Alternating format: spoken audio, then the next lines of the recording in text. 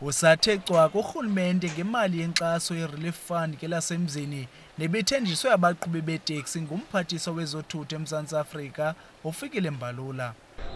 So akasikayifumani leyo besingakholwa ke xa kunokho kungaqalwa loo pledge nemali eyayithe yachazwa uba imali ethile enganikwa asikafumani. Lo kaMbalula wathembisa abaqhubi beeteksi ngemali engange-1.1 billion. Le mali ibikuncedisa abaqhubi beeteksi kwilanhleko abathe banayo ngeli xesha lentsholongwane i-COVID-19. Iteksi nganye bekulindeleke ukuba ifumane R5,000. Kodwa bezetaxi bathi R5,000 kwiteksi nganye awanelanga.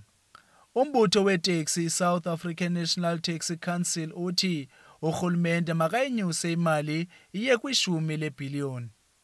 Usihlalo weSantaco kwiphondo leMpuma Kapa uLungisa Mfana Mabhija uyacacisa. Nathi sisayilindile siyazi bephelele phi na. Sasixelele into yobana ikhona imali. Kwacaca uba incinci yakhalazelwa. Yangathi ngongezwa sigqibeleke kuthiwa ikhona imali ephinde yafumaneka. Eyongeza kuloo mali kodwa ususela ngoko kuthuleke kuthe cwaka. Ndawo noba siba kwenzeka ntoni ngemali.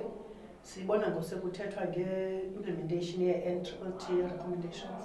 Umbutho onoteksi ephondweni Uncedo Taxi Association ububambe intlanganiso yebhunga ikomani ombangaphambili ibiyinkxaso evela kurhulumente ngeli xesha lokuqhambuka kwentsholongwane i-COVID-19. Isithethi salo mbutho ngumcebisi Filtani.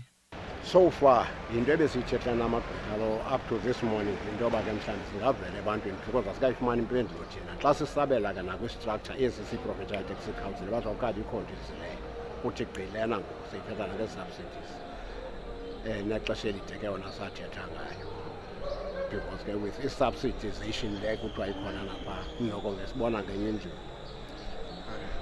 So akasikayifumani leyo besingakholwa ke xa kunokho kungaqalwa.